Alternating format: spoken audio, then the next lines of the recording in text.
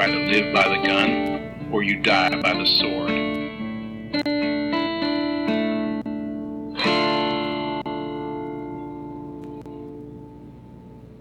Travel to the distant future of 2065 with aliens that have taken over the world. And it's up to number 87 of Maxim Magazine's 2001 Hot 100, Aki Rose, and all her CGI realism to save the world as we end 2025. Welcome to the Good, the Bad, and the Weird podcast MicroViews. I'm Nicho. And I'm Chris. And if you haven't guessed it, we are ending this glorious year with Final Fantasy, The Spirit Within. Oh, this movie. Oh, no. Yes, it is a... What a way to end the year. Yeah, a lot of people will say this movie is Final Fantasy in name alone. I do actually know someone who likes this movie a lot more than I think most would, as a standalone sci-fi movie, not as a Final Fantasy movie. Okay, yes. I could understand liking this as a standalone. Shout out to MJ Quigley Writes. He is a fun streamer, Final Fantasy fan and writer, so go give him some love. Yeah, and as a standalone movie, I could see someone being drawn and having an appeal or a fond memory of this movie. But as someone who is just very lightly a fan of Final Fantasy, this movie really does not hit most of the notes that I'm normally looking for in Final Fantasy movies. Yeah, and I don't know your history with Final Fantasy in general. I know I'm a mega fan. You are a mega fan, and I am a lightly adjacent fan who mostly came to the franchise thanks to Kingdom Hearts. Yeah, I'm on the other side. I got into Final Fantasy before Kingdom Hearts, but just barely. So. I was only there because they looked cool. Nice. But this Final Fantasy, The Spirit Within, has a story done by Hironobu Sakaguchi, the creator of the Final Fantasy franchise. Yeah, makes sense. Written by Al Reinhart and Jeff Vintar. Directed by Sakaguchi with Motonori Sakakibara as co-director. Yep. It's starring Ming-Na Wen as Dr. Aki Rose, who you would know as Mulan in the Disney Mulan. Alec Baldwin as Captain Gray Edwards. Hi, Alec Baldwin. What are you doing in this movie? Donald Sutherland as Dr. Sid, which, if I remember right, is the only character name that carries over from the other Final Fantasy movies or Final Fantasy franchise. The name Sid. But this one is spelled with an S, not a C. Okay, sure. But also, this is such a star-studded cast. Yeah, no, there's way too many people. It has Ving Rhames. Yeah. Steve Buscemi. Hi, Steve Buscemi. Perry Gilpin. Yeah. James Woods. Mm-hmm. And Keith David. It is a relatively big and well-known star-studded cast. Yeah, and listeners will notice a, pretty hard divide between the directorial and screenwriting people and the cast and crew. This movie is supposed to be it was released as meant for American audience. Yes. And yet it's Final Fantasy, which is a strongly Japanese-based franchise. Okay, so there are a couple things that are going around at this time. I mean, I do think it is weird knowing that Sakaguchi created the Final Fantasy franchise, and I think he directed up till 6. Sure. And he chose to do a full sci-fi movie in the same year that Final Fantasy sci-fi movie. That same year he produced Final Fantasy, That Time I Got Reincarnated into the Tropics with Daddy Issues, also known as Final Fantasy X. Yeah. But this was a odd time for the Final Fantasy franchise in general. Okay. Because up until this era, we didn't really have any spin-offs or any... This is when they're starting to do these weird spin-offs, and we'll actually get into it in our first episode of next year of where they really started milking the teat of the fandom. And I won't lie, I think that's where I'm actually a little bit more familiar, is once we start to get a little oversaturated with Final Fantasy. Yes, it's a weird time for Square Enix where they're starting to transition away from the even though Final Fantasy X has your standard role base, and some of the characters have your roughly, you can see the classical magic roles, fighter roles. Yeah. But that one's battle system, there's also, it's a little bit more dynamic. It's a little bit, it moved away from the ATB system that you had in the last 5 games or so.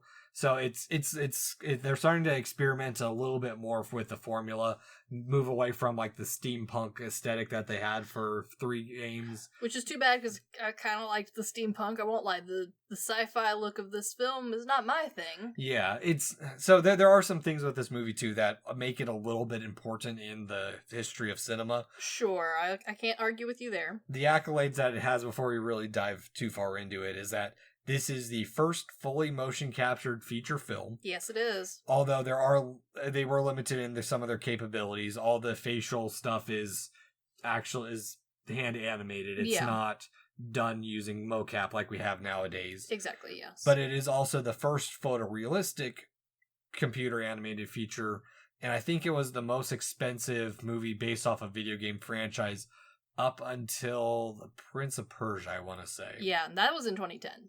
Yeah, so this held quite a few titles for a while. Like in the beginning when I said how big, like I can't understate how big of anticipated this was even when I was a kid. Sure. Because Aki Rose was, well, I said it in the intro, maybe a little jokingly, was not a joke. She was in Maxim Hot 100 in 2001. And that's because they actually wanted Aki Rose, like the computer character, to become her own actress. Yeah, it's like the AI YouTubers and stuff we have nowadays. I would argue more like they were kind of hoping that this would be the new like actress version of the Vocaloids, where they're their own band. People go see them live, even though they are computer holograms on stage. Like, you know, I get it. We now live in a future where I can see where they're coming from, but this movie came out in 2001, and unfortunately it cost a shit ton of money, so they kind of shot Aki in the leg before they released her to the world. Yeah, I think the other issue is, because this movie is ugly at times. I will say for the time period, I will say the skin texture and hair texture are pretty damn good. It's just the animation and the movements are not fully there. Yeah, and granted, I see what they were doing, listened to now all of the commentary that is out there for it, which is a surprising amount, to be honest with you. And so I see what the creators were trying to do with, advancing technology, really pushing their limits, but then realizing that they just physically could not take as long as they were. Yeah. So there are multiple scenes where even they, like, during the commentation were like, yeah, we don't have the textures done here, but the lighting covers it. And you're like,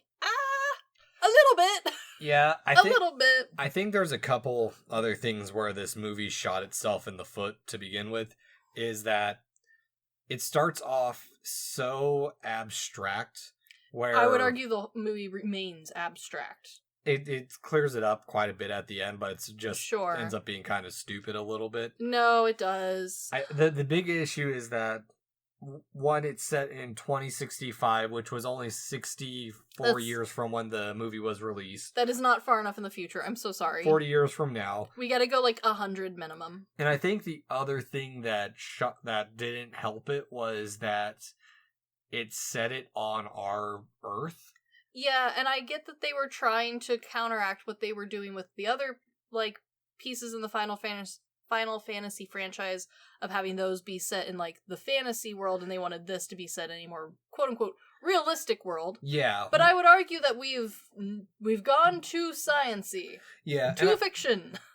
Too fiction, and also, I think there are a couple things, especially with this intro, when they land in, like, New York City. And it just does not look like New York at all. Well, it does enough, but like my issue is the blatant generic product placement ads, where it's not even doesn't even feel like an ad. It's just Pepsi. It's the Pepsi logo in the background, or Coke logo, whatever the logo is. Which is odd because, again, this is a movie directed and like written by people from Japan. You would think that like we could throw some products in here and like make it. They should be able to do a city well. I'm surprised that like this is like the most boring generic city to ever exist. Well, I mean, I can see that they were trying to push the graphics for what the times were. They were definitely focused on the details as opposed to the big picture. Because Aki's hair looks great. all 6,000 individually rendered hairs. Yeah, because I mean, that's what Final Fantasy at the time was really known for, was the beautiful cinematics of the cutscenes between battles. And honestly... No, absolutely. We watched plenty of those on YouTube, just compilation style. Well, and what's sad is, like, I would say Final Fantasy X looks better than this movie. I unfortunately agree. Yeah, well, and I think the issue is, going back to the very beginning of this, is when they start trying to talk about, like, the aliens, there's just things that, because it's so close to our time frame, and as a kid watching this in 2001... You felt like it was far away, but... But as an adult, it's like, this isn't that far away, and they've got semi-sentient ghosts that are attacking everything, and they have got guns that shoot... Spirit beams? Yeah, weird screaming lights, like, it's... Well, okay, and here's I think where, unfortunately, skills did not transfer well, is when you do fantasy, which they've been doing and they did well, there's a lot you can get away with under the guise of just, well, it's fantasy. You want a talking tiger? No problem. Don't worry about how the mechanics of that work. Fantasy. Different world, different rules. You've set this in our world with our rules, but you've made so many fantasy-based things that, honestly, like, most sci-fi stuff avoid, because most sci-fi is dealing with other issues. That's why it's set the way it is. Well, and I think the part of it is that while I'm okay with them trying to make Aki mysterious and ambiguous, it's when they start talking about a bunch of the terms where they use spirits and aliens interchangeably, and like sometimes they're like, well, muddy. They're not actually spirits. Well, we don't know what they are, but we think that maybe they're aliens. We don't know anything about them. It makes me think of, like, later on in the franchise when Final Fantasy 13 came out, and it starts talking about the Cocoon and Terra Lassie and then the Fall Sea, and it makes you read notes to try and understand the mythology. And it's just like the terminology, when you don't have it clearly defined or things are too close to in sounding, it's hard for someone who's brand new to this to understand what's even going on. No, I completely agree. And here's my main problem with it is, stylistically, yes, they managed to nail the sci-fi look. The outfits look right. The locations, while boring, look right. You know, we got a spaceship for hell's sake. That's great. But the whole point of sci-fi is that science dictates the, like, quote-unquote magic of the world. Yeah, well, and that's the thing is, like, I am all for movies explaining or not having to explain stuff because these people live in this world. I'm 100% down for it. But that's the thing is, like, none of the other characters around this seem to have any clue of what's going on other than, like, oh, there's some type of spirit ghost alien killing people. It's just like everyone else around them is so confused about what's happening other than, like, the government. And even then, like, they're, like, when she's talking with Sid after the extraction, and she's just like, oh, we don't even know we can't tell them. I had to tell them. And even then, like, it's so wishy-washy. Yeah, because sometimes the creatures can completely suck out someone's spirit, except for this commander who they're able to isolate the spirit and extract it from him. And then laser beam it? Yeah. Also, the laser beaming thing looks strikingly like a video game, which, granted, the video game I think came out like 15 years after this movie, where you are playing as a surgeon and you essentially laser beam the germs out of someone. And the whole game is really more of like a romance nonsense dialogue based game, but that's the only gameplay is laser beaming germs. I have no clue what game you're talking about. I could not find it, but I know I've played it. I'm sure it was like a cheap, terrible game. But it, unfortunately, like, the rules of all of it make no sense, and it's not helped by the fact that there was they did not spend enough time in pre-development with this movie. They didn't have the budget to, they also didn't have the time to. This movie took 4 years to make, and those 4 years were spent mostly rendering. Yeah, I can see that. They had 960 workstations to render the 141,000 frames of this movie. Yeah, and it still looks ugly. Because, again, some of them, like, even the director was like, we ran out of time and budget. This scene right here, the people don't have texture on them. We had to cover it up with lighting. Well, I can see some of that a little bit, because, there are some other stuff, too, of, like, where the dreams revealing not a whole lot. I think that helps muddle the movie even further. It does, and what's disappointing is the dreams look the coolest. Yeah, but I also feel like they started borrowing some models from some, or at least borrowing and then tweaking from some of the other projects they were working on. Because, I think so too. Well, because the scale ships that come down in one of the dreams really make me think of Sin scales in Final Fantasy X. Yeah, I caught that too. And here's the other thing is, when I say pre-production, I mean like just straight up design-wise pre-production. Because as we go through this movie, they change what the phantoms look like so drastically from within even its own scene. So not even from like, oh, it's this type and this type and this type.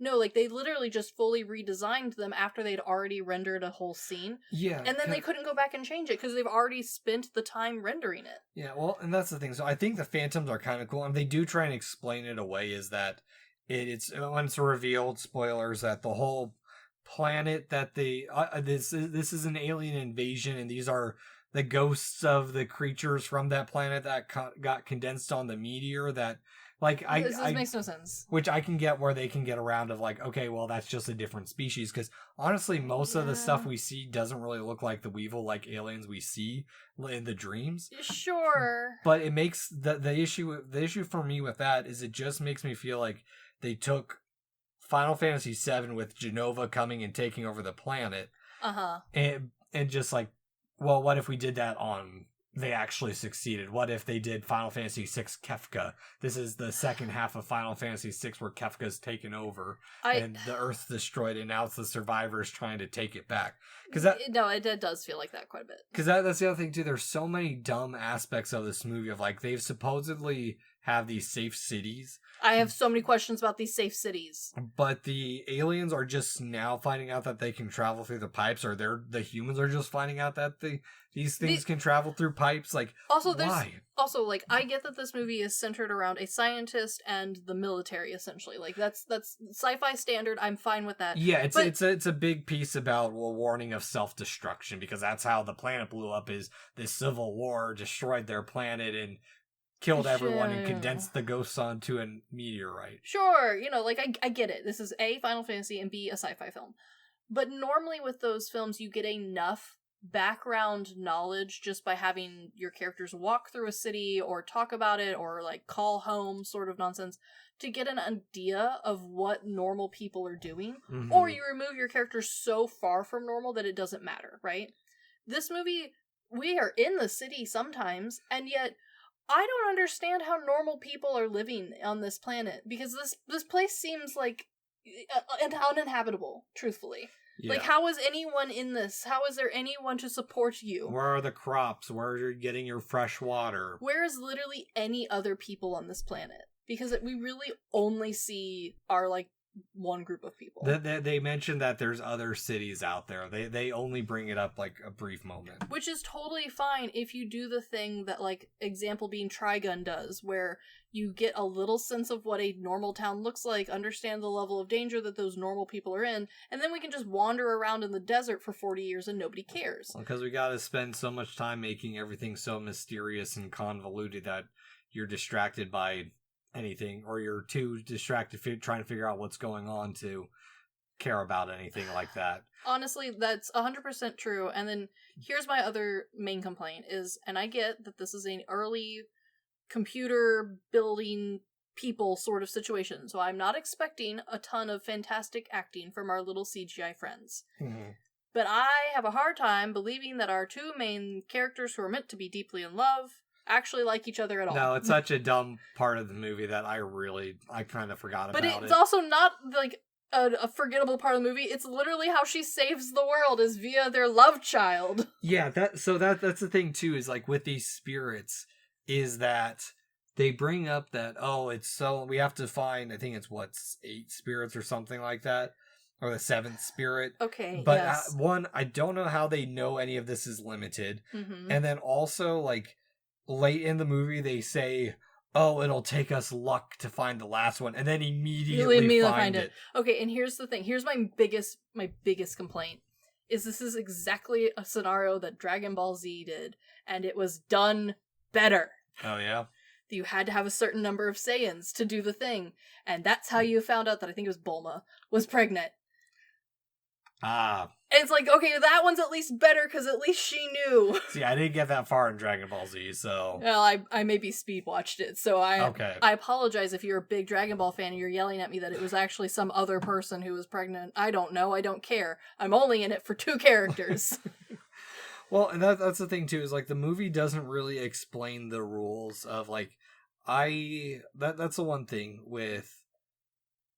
like just letting things be is this movie tries to be somewhat scientific about what they're doing, but it also makes there's no logic to their science. Yeah, because like that's the thing is like they're just collecting all these life forms, and some of the survivors have a spirit, and sometimes it's a biopack. Like they never. Yeah, how does this work? What is this? At least dumb it down and explain it to like the commander or something, the love interest, okay. So that way we can that we as an audience can connect a little bit to someone to be completely lost with that. Like in big, like that's the thing with like a scene that does that confusion very well is Big Trouble in Little China. I completely agree. Yeah, where Kurt Russell's character is sitting there and the reporter and his buddy are back and forth of, oh, it's this person who whacked off this person. Oh, yeah. Who killed this person who is in league with this person. And then he has that moment where he's just like, stop. What are you guys talking about? That's this entire movie is just every time there's someone trying to explain even the little, or they're having some type of discussions, like, what are you talking about? And on truthfully. Well, and on top of that, like, the villain of this movie, who is the weakest villain of all time. Oh my god, he is like the when they reveal him is like, okay, of course the guy in the black leather coat's the baddie, but he's also his only motivation to kill these things is just because they killed his family, and he's just so gung-ho to drop their equivalent of the nuke on the planet, which is in turn going to make the creatures stronger for some reason. Like they didn't test like a small scale thing like this on these guys. I don't understand because also according to one part in the movie, the big nuke laser thing that he wants to shoot at the planet is made out of the same stuff that's in their guns. It's just a big one, and the guns ones works. Why does the nuke one not work? And then also, like, at the very end of the movie, they're like, surprise, the Earth has its own spirit, and we've accidentally been shooting it this whole time. You're like, wait a minute, hold on, time out. I thought we were talking about these ones up here. I thought we were talking about the people. Again, this just brings it back to Final Fantasy VII, because that's the life stream. Yeah, okay, and here's the thing. Here's what really pisses me off, is as someone who is not a heavy Final Fantasy fan, again, diet light Final Fantasy fan, I loosely understand what is happening and had to watch 3 different commentaries to understand what was trying to be shown to me, because I haven't played all the games. I've watched the movies, but it's been so long, and I didn't watch them for the plot. I watched them for the cool anime. Like, I don't know what anything was happening, so when the director was like, yeah, that's the life force, and everyone was like, oh, yes, like the rest of them, and I was like, by the rest of who? Yeah. What are you talking about? Well, and that's the thing is, like, I don't get what they're trying to do with this movie, whether they're trying to tell a cool story, or they're trying to do, like, some type of social commentary. Like, when I replayed Final Fantasy VII this year, I kind of completely forgot of that. Final Fantasy VII is a little bit tied to like World War II, where the Wutai people are the conquered Japanese after World War II, and this big conglomerate's taken the power of Mako energy, which is their version of like the nukes and whatnot. Okay, and then that's kind of the other thing is like most sci-fi films pick sci-fi because they want to talk about a political or social problem, right? Like it's an easy way to set that scenario in a context that we don't have to care about all of the nitty-gritty that gets in the way of real-life problem solving, and you can just explore the idea of fascism in space. And this movie chooses to just not explore any of the concepts that it brings up. Yeah, it's just all about self-destruct, like, oh, we'll destroy ourselves, but really the planet is what we're kind of killing ourselves. But it's okay because she's pregnant and that saves us all. What? No! Explain, bitches! Also, you keep bringing on cooler and cooler demon things, spirit demon things. New ones keep showing up, and you just keep calling them extra megas. Yeah. Don't call them extra megas. Tell me what's happening. At least while it's dumb, and I'm going to reference another movie that I don't think many people should watch. It's called Okay. Lust of the Dead. Oh, yeah, okay. Lust of the Dead, at least You explained it to me. It doesn't even explain it. It makes it an immaculate conception between lesbians. Yeah, but that works in its context. You know what I mean? It's supposed to be like the next mitochondrial Eve, and like at least that explores that aspect a little bit interesting. I will say the first three at least have some type of interesting exploration of like some stupid science idea or some scientific idea or some cultural thing. Well, and at least with those, like even if you you're not going into it thinking it's going to be something a thought-provoking experiment. Exactly. No, you're just there for sexy tits. No, that's 100% why you're watching those movies. But then like having that one little scene where you're like, oh yeah, I suppose that is giving me something other than tits to think about is interesting. This movie doesn't bother to do that. And I have now listened to multiple different people who worked on this try to explain to me the aliens, and they keep being like, this is they keep adding adjectives to them, like this is the biggest, most mega ultra one. And you're like, okay, does that mean they're squishing together to like oobs, like oobies? Like what? Oobies sounds like boobies. I mean, boobies would have made more sense. I could have understood boobies. I don't understand what the demon things are doing. Why are they becoming one big one? And why is it different than all the other ones? And why can they now fly? Where are the bird ones? Why do you introduce birds? Because it's the spirit of any animal that was on that planet that got condensed into the meteor that crashed to our planet. Which we only know because the director told us.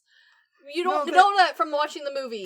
They do explain it in the movie, but that's the thing. But the thing is, it's an alien thing. What, do they not have alien cows come to the Earth via? No, they don't. They only have demons. Demon birds. Could be demons. There aren't any, though. They didn't bring any.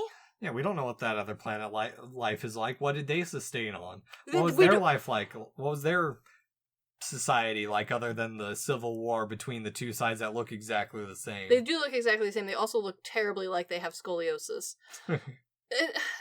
It's so confusing.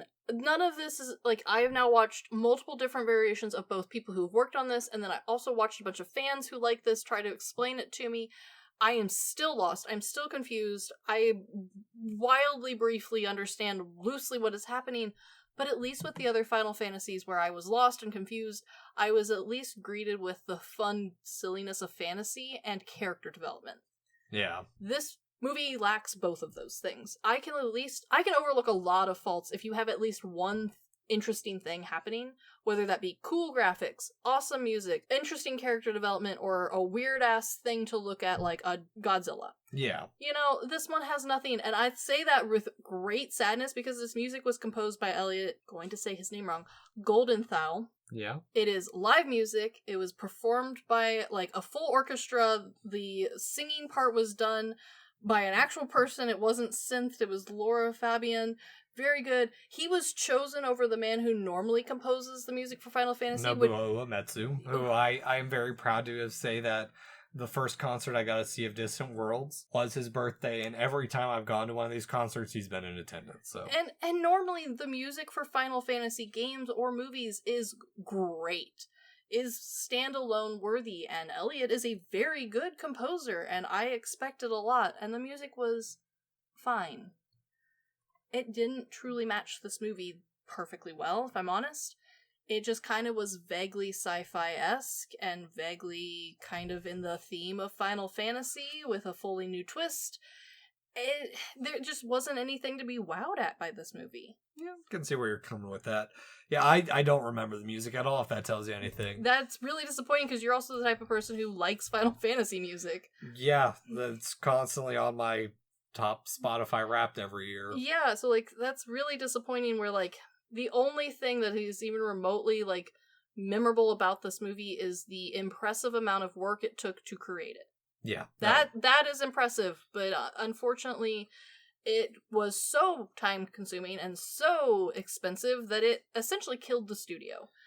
Yeah. Well, so it wasn't just that too. So at this time when I talk about Final Fantasy was starting to kind of branch out a little bit more, there was also a anime that came out, and they had done I think an anime before this but it was Final Fantasy Unlimited. Yeah. And they only got through 26 of a 50-something planned arc that isn't very good. Yeah, and granted, I say it killed the studio. This was more of like the straw that broke the camel's financial back.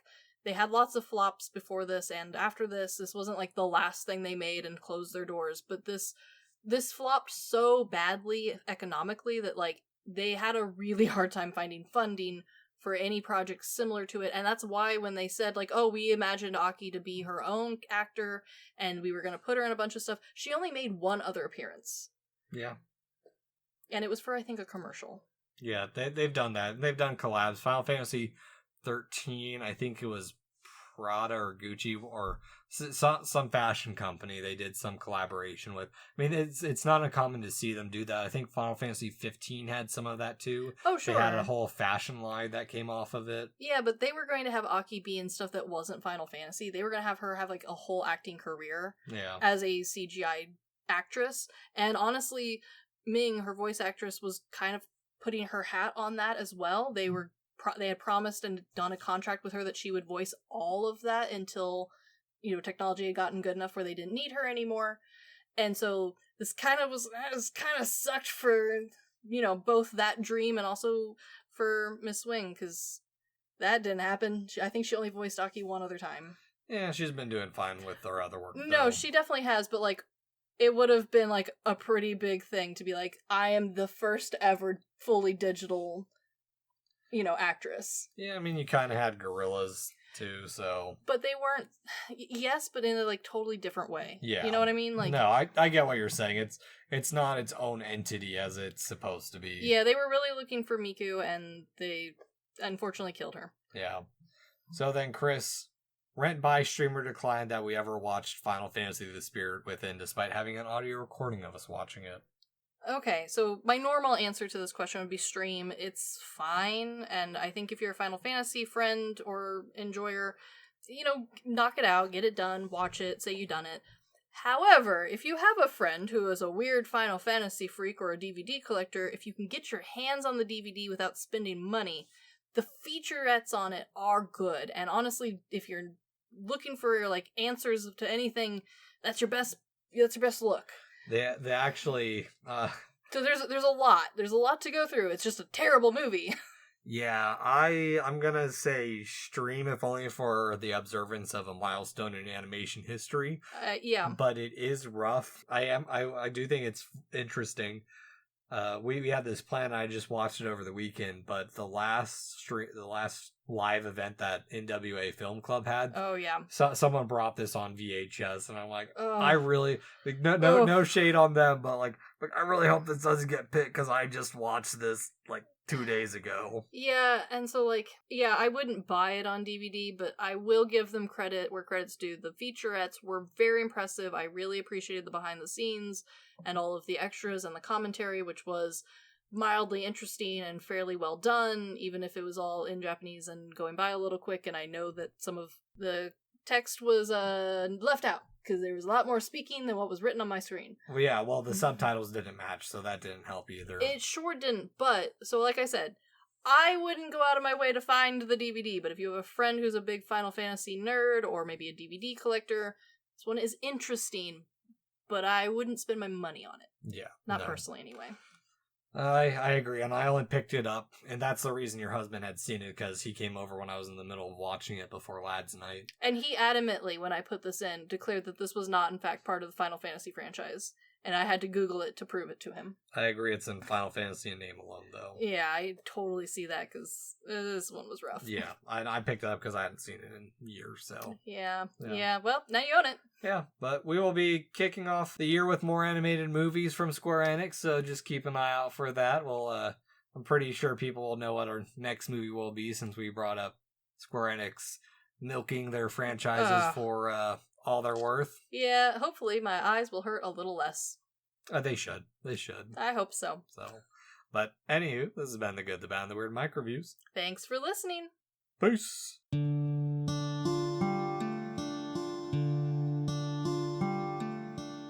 Thank you for stopping by this here town of the good, the bad, and the weird. We appreciate your listenership, and if you want more of our takes in your life, feel free to check us out on social media at The Good, The Bad, and The Weird Podcast, or TGTBTW for short.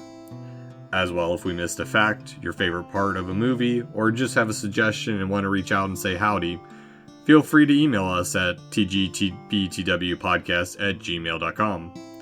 And feel free to join our Discord at The Good, The Bad, and The Weird Podcast, where we talk about movies, just share random banter here and there. And always, check out our podcasters, streamers, or any other content creator we shout out in our episodes. We really appreciate it. And as always, thank you for listening. Peace!